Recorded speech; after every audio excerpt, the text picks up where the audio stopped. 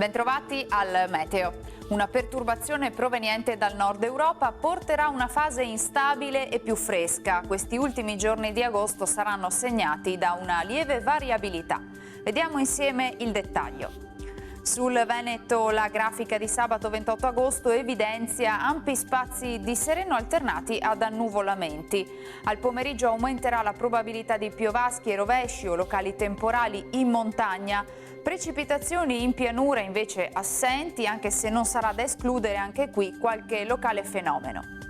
Temperature in calo, minime tra 11 e 16 gradi, valori massimi compresi invece tra i 20 e i 25 gradi all'incirca.